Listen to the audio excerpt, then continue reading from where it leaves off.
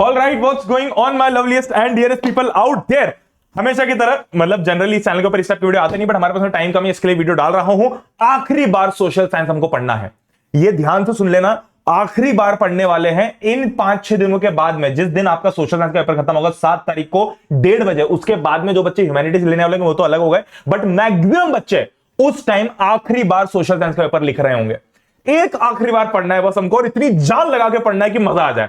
इस वीडियो के अंदर मैं आपको पूरा प्लानर बताने वाला हूं कि अगर आप YouTube से पढ़ रहे हो तो कैसे पढ़ना है, सेल्फ स्टडी करो तो कैसे पढ़ना है। और देखो, YouTube पे मैंने पढ़ा दिया, कहीं से आपने पढ़ लिया, वो सब चीजें आपने कर ली, बट उसके बाद में आपको at the and self study करना है। और वो सेल्फ स्टडी आपको किस तरीके से करना है, किन चैप्टर्स को आपको प्रायोरिटी पे लेकर चलना है, किन चैप्टर्स को आपको बाद में प्रायोरिटी पे करना है, किस डे पे आपको एक्जैक्टली क्या करना है कि भाई 2 तारीख को मैं चाहे कुछ भी पढ़ रहा हूं YouTube से, बट मैं खुद क्या पढ़ूं, 3 तारीख को मैं क्या पढ़ूं, 4 को मैं क्या पढ़ूं, 5 को मैं क्या पढ़ूं। एक एक चीज आपको इस वीडियो के अंदर बताना, तो इस वीडियो को ध्यान से देखना, बिना टाइम वेस्ट के डायरेक्टली वीडियो के ऊपर जंप करते हैं। जन देखो, जो बच्चे पहली बार देख रहे हैं, वैसे तो कम बच्चे होंगे ऐसे पहली बार देखने वाले, but welcome to Pranay Chauhan 10। This is the classes channel for class 10th on YouTube, और मैं अपना आखिरी सेशन आप लोगों के लिए इस चैनल के ऊपर लेके आने वाला हूं थोड़े टाइम में, मतलब सोशल साइंस के टाइम पे मैं लेके आऊंगा। ठीक है, तो वन लास्ट टाइम करेंगे। सबसे पहले क्या, देखो मैंने सारी चीजें इस वीडियो के अंदर कवर की हैं कि भैया आप क्या एक्सपेक्ट कर सकते हो, आपके चैलेंजेस क्या होंगे, आपका रोड मैप क्या है, अगर आप सेल्फ स्टडी करो तो क्या रोड मैप है, आपकी प्रायोरिटी क्या होनी चाहिए, आपको चैप्टर वाइज क्या लेके चलना है। तो सबसे पहली चीज की व्हाट टू एक्सपेक्ट में सबसे अच्छी बात यह है सोशल साइंस के अंदर, सबसे अच्छी गुड न्यूज ये है कि भैया कोई भी एब्सोल्यूट आंसर नहीं है। भैया साइंस में एब्सोल्यूट आंसर होता था, साइंस के अंदर बोला है भैया फिजिक्स का न्यूमेरिकल कर रहे हो, उसमें आपने फॉर्मूला लगाया, लेंस फॉर्मूला, और उसके बाद में जो आपका आंसर आया वो अगर गलत हो गया तो वो गलत ही है। अगर आप सिमिलरली मैथ्स की बात करो तो उसमें भी एब्सोल्यूट आंसर होता है। सोशल साइंस में कोई भी एब्सोल्यूट आंसर नहीं होता है। हां, 1 मार्क्स के क्वेश्चन में एब्सोल्यूट आंसर होता है, बट जहां पर भी 2 मार्क्स, 3 मार्क्स, 5 मार्क्स है, वहां पर आप कुछ ना कुछ तो लिख सकते हो। Every question can be attempted, कोई भी क्वेश्चन आप अटेम्प्ट जरूर कर सकते हो। तो इसमें आप खाली पेपर छोड़ के, इसके चांसेस बहुत कम है। ठीक है, चलो मूविंग ऑन।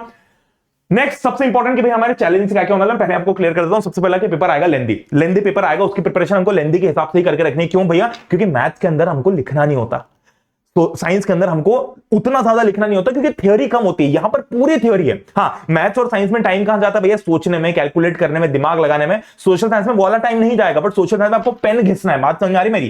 तो एक एडवांटेज हमारे पास में है कि सोशल साइंस का पेपर आखिरी पेपर है। अगर ये पेपर पहला पेपर होता तो भैया हमारे लिखने की हैबिट नहीं होती। अभी तक हमने इतने सारे पेपर दे दिए हैं, आईटी का पेपर भी दे के आ गए, कुछ बच्चों को अच्छा गया होगा, कुछ बच्चों को अच्छा नहीं गया होगा, बट ये है कि भैया हमारी पूरी लिखने की आदत हो गई, हमारा पेन घिसने की आदत हो गई, तो पेन घिसने की आदत हमारे बहुत कम आएगी। दूसरा कि भैया सोशल साइंस के अंदर सबसे बड़ा चैलेंज ये है कि जो छोटे टॉपिक्स हैं वो सबसे ज्यादा टाइम लेते हैं, यानी कि डेट याद करने में ज्यादा टाइम लगता है। भैया वो सोशल साइंस के अंदर जो डेट्स है ना, वो सारी मिला भी दो तो 5 मार्क्स की आएंगी, और जितनी देर में आप सारे डेट्स याद करोगे उससे कम टाइम में आप एक 5 मार्क्स का पूरा टॉपिक रिवाइज कर सकते हो, पूरा चैप्टर भी पढ़ सकते हो, इनफैक्ट इकोनॉमिक्स का।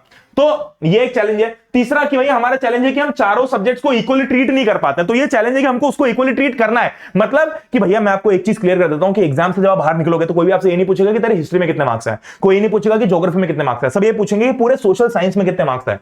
तो we have to make this very clear in our mind कि भैया सोशल साइंस के अंदर हम इकोनॉमिक्स को भी उतनी इंपॉर्टेंस देंगे जितनी हिस्ट्री को देंगे। भाड़ में जाए हिस्ट्री, भैया एक चैप्टर समझ में आ रहा है, भाड़ में जाने तो पूरा इकोनॉमिक्स हो जाएगा उसके एक चैप्टर में। जितनी देर में आप rise of nationalism in Europe कर लोगे, उतनी देर में आप आधे से ज्यादा इकोनॉमिक्स तो कर ही लोगे, यानी कि 20 मार्क्स तो सिक्योर कर लोगे इजीली। तो हमको वहां पर अपना दिमाग लगाना है कि हमको कैसे, क्योंकि चारों ही चीजें अल्टीमेटली आनी 20-20 मार्क्स की है। हमको यह ध्यान रखना है कि इकोनॉमिक्स भी 20 का है, सोशल हिस्ट्री 20 का है, ज्योग्राफी 20 का और सिविक्स भी 20 का है। और मैप प्रैक्टिस, मैप के अंदर भैया हमको चैलेंज आता है कि मैप कहां से पूछ ले जाएंगे कितने। तो देखो मैप के अंदर में जो आपका चैलेंज है वो भी क्लियर कर दूंगा, ठीक है? तो ध्यान से सुनना।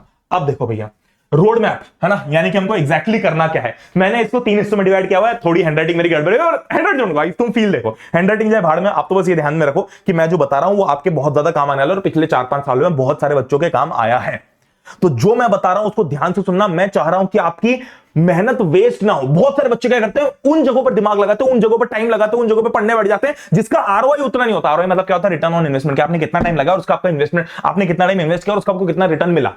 आपने अगर आज 2 घंटे पढ़ा है तो उस 2 घंटे में आपके कितने मार्क्स बन रहे हैं? भैया 2 घंटे में आपने पढ़ा और आपके 3 मार्क्स बन रहे हैं, वर्सेस 2 घंटे आपने कोई पर्टिकुलर चीज पढ़ी उसमें आपके 7 मार्क्स बन रहे हैं, 8 मार्क्स बन रहे हैं। तो हमको ऐसी चीजों पे फोकस करना है जिसमें आपके ज्यादा मार्क्स बन रहे हो। तो भैया 2 मार्क्स से पहले, यानी कि आपका जो हिंदी का पेपर है उससे पहले हमको क्या क्या करके रख लेना है। अगर ये तीनों चीजें कर लेते हो तो सबसे बेस्ट है, अगर नहीं कर पाते तो कोई दिक्कत नहीं है, एटलीस्ट इसमें से एक तो कर लेना भैया। या तो आप पूरा मैप को ओवर, मैं कह रहा हूं कि मैप याद नहीं करना, ऊपर ऊपर से एक बार पूरा मैप देख लो कि आपको पता रहे कि अच्छा हाँ भैया मैप के अंदर कौन सी चीज कहां पर है, अच्छा हमने फलाने चैप्टर के अंदर मैप क्या कह रहा है, इस चैप्टर के अंदर मैप क्या कह रहा है, कौन सा वो कहां पे है, अपने अलग अलग पोर्ट कहां पे, कौन सा क्या कहां पे, वो सब आपको पता चल जाए। दूसरा, प्रिंट कल्चर के जितने भी नाम हैं ये, या फिर यूनिफिकेशन। अब भैया यूनिफिकेशन जो है ये जनरली आपको सब लोग बोलेंगे बहुत इंपॉर्टेंट है, बहुत इंपॉर्टेंट है, और पिछले साल इससे ज्यादा क्वेश्चन नहीं आया था, तो चांसेस है कि इस साल क्वेश्चन आएगा ही आएगा। Unification of Italy, unification of Germany और यूनिफिकेशन है स्ट्रेंज केस ऑफ ब्रिटेन, ये बहुत इंपॉर्टेंट चीजें हैं, और इंपीरियलिज्म वाला टॉपिक भी। तो अब मैं क्या कह रहा हूं, यहां पर मैंने लिखा है यूट्यूब, यूट्यूब से आपको पढ़ना है। और यूट्यूब भैया ऑब्वियसली यूट्यूब से पढ़ते हैं, नहीं, यूट्यूब आपको किसी टीचर से नहीं पढ़ना, आप मेरे लेक्चर से मत पढ़ो, किसी टीचर के लेक्चर से मत पढ़ो, आप यूट्यूब के ऊपर कुछ ऐसे वीडियोस होते हैं जो फॉरेनर्स डालते हैं जनरली, जो पूरी स्टोरी एक्सप्लेन करते हैं, है ना। जैसे भैया ध्रुव राठी का फ्रेंच रेवोल्यूशन देख लिया उठा के, उसमें क्या होता है कि आपको फील नहीं आती कि आप पढ़ रहे हो, बट आपको पूरी स्टोरी पता चल जाती है। तो हमको पूरी स्टोरी पता चल जाएगी अगर हम ऐसे टाइप के यूट्यूब वीडियो देखें। लेक्चर वाले वीडियो मत देखना, किसी भी टीचर की वीडियो मत देखना, जो भी फिरंगी यूट्यूबर्स हैं उन्होंने जो डाले होंगे ना एनिमेटेड वीडियोस या फिर कार्टून टाइप के वीडियोस, वो देखना, ताकि आपको ऐसा लगे आपने स्टोरी देखी है। अब ये कर लिया। 2 मार्च को भैया ध्यान से सुन लेना एक बात, 2 मार्च को अल्साना नहीं है, अल्साने के लिए अगला दिन उठा लो। 2 मार्च को मैं मान लिया कि भैया आपका हिंदी का पेपर है, बट 2 मार्च को अगर आपने ढील छोड़ दी ना तो आपको मोमेंटम डेवलप करने में बड़ी मुश्किल होगी, क्योंकि पहले आप फील में होगे कि भैया अरे होली भी आएगी, फिर आप फील में होगे कि अरे भैया मेरा तो आखिरी पेपर है, तो आप ना धीरे धीरे ठंडे पड़ने लग जाओगे। तो 2 मार्च को थोड़ा सा ब्रेक लेके आप आओगे, अपना हिंदी का पेपर देके 1-2 घंटा ब्रेक लेके आपको इकोनॉमिक्स और मैथ्स ये गारंटीड कंप्लीट करने, भले इसमें एक्स्ट्रा एफर्ट लगे, भले ऐसा हो भैया कि आपको रात में थोड़ा ज्यादा जगना पड़ जाए, भले ऐसा हो कि आपने जरूरत से ज्यादा पढ़ाई कर ली। भैया हमने बाकी सब्जेक्ट्स में तो जब हम पेपर देके आते थे तब हम रेस्ट करते थे, कोई जरूरत नहीं रेस्ट करने की। जब आप पेपर देके आओगे तो एटलीस्ट इकोनॉमिक्स और मैथ्स पूरा कंप्लीट कर लेना, आपके इसी दिन 25 मार्क्स सिक्योर हो जाएंगे। 25 मार्क्स सिक्योर करके बैठ जाओगे आप उसी दिन पे। फिर उसके बाद में 2 मार्च से लेकर 7 मार्च तक हमको क्या करना है एक एक करके। तो भैया ये तो वो स्केड्यूल हो गया जो मैं आपका कराऊंगा, मैं आपकी पूरी सब्जेक्ट वाली मैराथन लेके आऊंगा। ये इकोनॉमिक्स मैं भी कराऊंगा, मतलब कि मैं खुद कराऊंगा इकोनॉमिक्स, ठीक है। एक चीज ही बता दूं कि भैया हाँ मैराथन होंगी, मैं पूरा अरे ये क्या चमक रहा है, हाँ मैराथन होंगी, नाच ले मैराथन होंगी, और मैराथन इस शेड्यूल के हिसाब से होंगी कि 2 मार्च को इकोनॉमिक्स की मैराथन होगी, 3 को हिस्ट्री की, 4 को ज्योग्राफी की, 5 को सिविक्स की और 6 को कंप्लीट रिवीजन। और ये मैराथन का टाइम मैं टेंटेटिवली 4 PM रखूंगा, 4 बजे शाम को।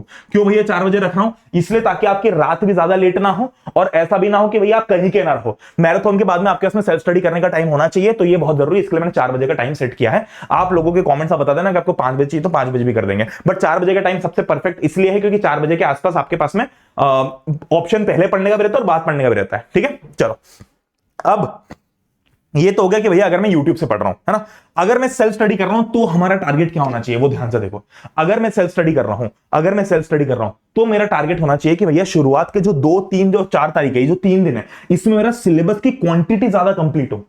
क्वांटिटी बहुत जरूरी है कि कंप्लीट हो इसमें, इसलिए मैंने, आप ध्यान से अगर देखोगे तो इसलिए मैंने डाला है कि भैया हम पहले इकोनॉमिक्स पढ़ लेंगे। पहले हम इकोनॉमिक्स पढ़ के पहले के जो पहला जो दिन है उसमें मैं इकोनॉमिक्स पढ़ा दूंगा, और आप खुद इकोनॉमिक्स और मैथ्स का रिवीजन करोगे तो आपके 25 मार्क्स सबसे पहले दिन सिक्योर हो जाएंगे। और उसके बाद में अब हमको लड़ाई करना है बाकी के मार्क्स की, हमको मार्क बाय मार्क चलना है, हमको ऐसा नहीं चलना, ठीक है। अब 25 मार्क्स में से कहीं ना कहीं आपने थोड़ा बहुत तो यहां भी पढ़ लिया होगा, है ना, तो आपके 27-28 मार्क्स टाइप सिक्योर हो जाएंगे।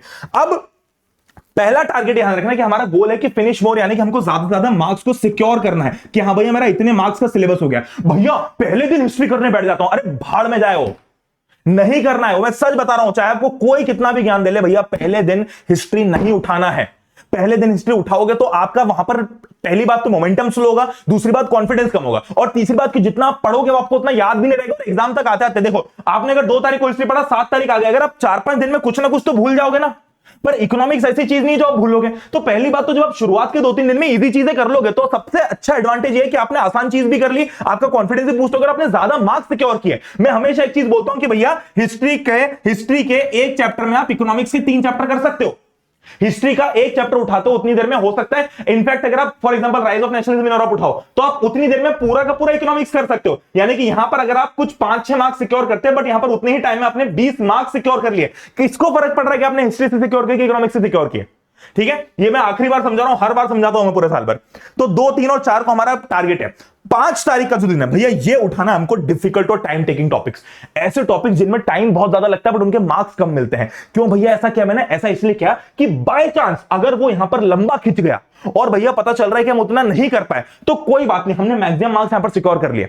मेरी बात समझ आ रही? ध्यान से सुनना, ध्यान से सुनना। मैं ये कह रहा हूं कि भैया अगर आप ये डिफिकल्ट वाला टॉपिक पहले दिन उठा लेते, पहले या दूसरे दिन, और पता चलता कि आपका ये टॉपिक उतना नहीं हो पाया है ना, और वो 3 तारीख को आपने सोचा था भैया मैं 4 चैप्टर करूंगा जो डिफिकल्ट वाले, पता चल रहा है कि भैया उन 4 में से सिर्फ 2 ही हो पाए। अब अगले दिन आपने सोचा कि भैया आज तो करने ही पड़ेंगे क्योंकि बहुत कम टाइम है, फिर अगले दिन आप करने बैठे, आपने 2 कर पाए। अब हुआ क्या? आप 4 तारीख तक बहुत ज्यादा मार्क्स सिक्योर कर नहीं पाए, आपने सिर्फ 3-4 डिफिकल्ट चैप्टर्स किए, और पता चल रहा है कि भैया आपके पास में सिर्फ 2 ही दिन बचे हैं। कब तो आप रिवीजन करोगे, कब आप इकोनॉमिक्स करोगे, कब आप इजी चैप्टर्स करोगे, है ना?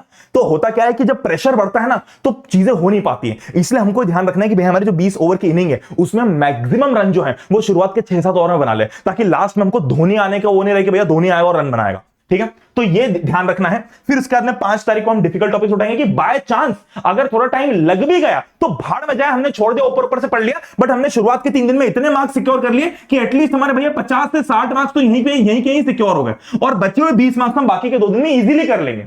ठीक है, बहुत बढ़िया।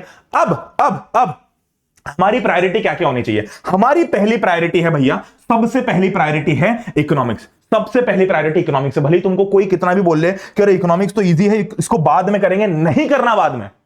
क्यों भाई? जिस चीज से पक्के 20 मार्क्स सिक्योर हो सकते हैं उसको बाद में के लिए क्यों छोड़ना? उसको पहले दिन करके खत्म कर दो ना, उसको पहले दिन करके खत्म कर दो, और इतना शानदार खत्म करो कि भैया एक बार को हिस्ट्री का चैप्टर आपने ढंग से ना भी पढ़ा तो कोई दिक्कत नहीं, पर इकोनॉमिक्स पूरा होना चाहिए। दूसरी प्रायोरिटी आपकी सिविक्स है, तीसरी प्रायोरिटी आपकी मैथ्स है, ज्योग्राफी भी ऊपर मैथ्स है, क्योंकि मैथ्स आपको शॉर्ट 5 मार्क्स सिक्योर करके देंगे। फिर अगली प्रायोरिटी ज्योग्राफी और उसके बाद में हिस्ट्री है।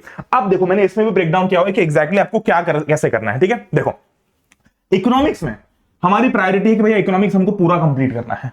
सिविक्स के अंदर भी हमारी प्रायोरिटी हमको पूरा कंप्लीट करना है, मतलब कि कौन कौन से चैप्टर छोड़ने या डीले करने वो मैं आपको बताऊंगा। सिविक्स के अंदर ही पूरा करना है। ये जो ओओडी यानी कि आउटकम्स ऑफ डेमोक्रेसी, ये आउटकम्स ऑफ डेमोक्रेसी वो चैप्टर है जिसमें आप कितना भी पढ़ लो बट आपको एग्जाम में नंबर नहीं आएंगे अगर आप क्वेश्चन प्रैक्टिस नहीं करते हो तो आउटकम्स ऑफ डेमोक्रेसी के अंदर बस आपको 2-3 चीजें याद रखनी है। ठीक है, कि वो क्या भैया डेमोक्रेसी के 3 आउटकम्स होते हैं, वो क्या क्या होते हैं हमने याद कर लिए। उसके बाद में आपको इसके सिर्फ क्वेश्चन प्रैक्टिस करने, सारा टाइम उस पर लगाना है, क्योंकि इस चैप्टर से क्वेश्चन सबसे कॉम्प्लिकेटेड आता है। मतलब कि एग्जाम में क्वेश्चन आ जाएगा, आप पढ़ लोगे, आपको आता भी होगा, बट आपको उसकी लैंग्वेज ही समझ नहीं आएगी कि भाई इसने लिखा क्या है। तो आउटकम्स ऑफ डेमोक्रेसी पर्टिकुलरली इसको नोट करके रखना।